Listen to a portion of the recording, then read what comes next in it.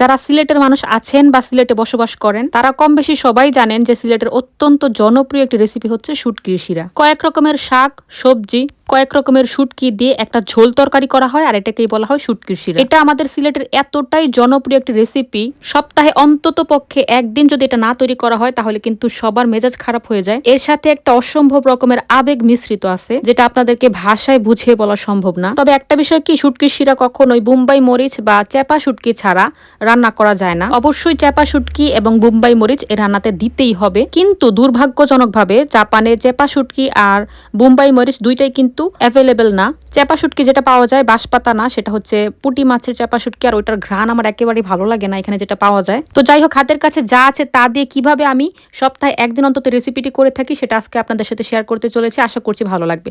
তো চলুন কথা না বাড়িয়ে মূল রেসিপিতে চলে যাই। শুটকি শিরা করার জন্য প্রথমে আমি মাছ ভেজে নিয়েছি। আপনারা যে কোনো মাছ দিয়ে রান্নাটা করতে পারবেন। এরপর আমি একটি মিডিয়াম সাইজের পেঁয়াজ কুচি, একটি মিডিয়াম সাইজের রসুন কুচি এবং 8-9টির মতো কাঁচা মরিচ আমি একসাথে হামানদিস্তার মধ্যে থেতলে নিয়েছি। আজকের রান্নায় আমি দুই রকমের শুটকি ব্যবহার করব, লইট্টা শুটকি এবং কাচকি শুটকি। আমি গরম পানির মধ্যে খুব ভালো করে শুটকিগুলোকে ধুয়ে নিয়েছি। একটা প্যান নিয়েছি, প্যানের মধ্যে দিয়ে দিলাম 1.5 কাপ পরিমাণে কচি ঢেঁড়স, 1.5 কাপ পরিমাণে কালো বেগুন, 1.5 কাপ পরিমাণে আলু, সবকিছু কিন্তু কিউব সাইজে কেটে নিয়েছি। এরপর দিয়ে দিলাম থেতলে রাখা পেঁয়াজ রসুন, দিয়ে দিলাম 2 রকমের শুটকি, দিয়ে দিলাম 1 চামচ করে হলুদের গুঁড়া, মরিচের গুঁড়া এবং ধনিয়ার গুঁড়া। এরপরের মধ্যে দিয়ে দিলাম প্রায় 2.5 কাপের মতো পানি। দিয়ে আমি চুলাটাকে হাই ফ্লেমে রেখে জাল করে নিব। ঢাকনাটা দিয়ে আমি জাল করে নিয়েছি বেশ কিছুক্ষণ। ফিরে এলাম বেশ কিছুক্ষণ পরে।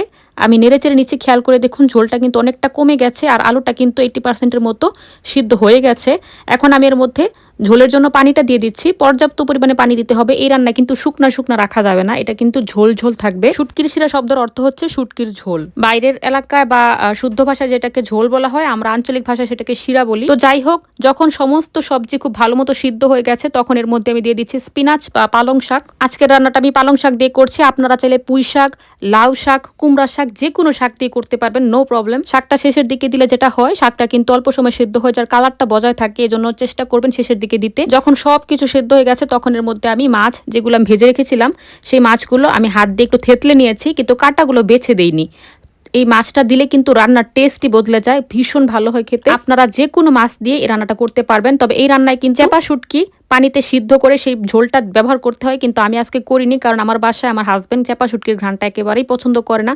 তো এইভাবে আমি করি। আমার হাজবেন্ড চেপা শুটকির গন্ধটা একেবারে সহ্য করতে পারে না, তাছাড়া তিনি রান্নায় বোম্বাই মরিচ একেবারে সহ্য করতে পারে না। এই ভাষায় তিনি এই দুইটা জিনিস একেবারে আনে না। আর সবচেয়ে বড় কথা, জাপানে এগুলো পাওয়াও যায় না। বাঁশপাতা যে চেপা শুটকিটা সেটা জাপানে কিন্তু কখনোই পাওয়া যায় না, আমি দেখি না আমার লাইফে। তো যাই হোক, এটা মাথায় রাখবেন। অথেন্টিক রেসিপিতে কিন্তু অবশ্যই চেপা শুটকির শিরাটা বা ঝোলটা ব্যবহার করা হয় পানিতে সিদ্ধ করে, আর বোম্বাই মরিচ ব্যবহার করা হয়। এই দুইটা জিনিস ছাড়া আজকে যেভাবে দেখিয়েছি এটা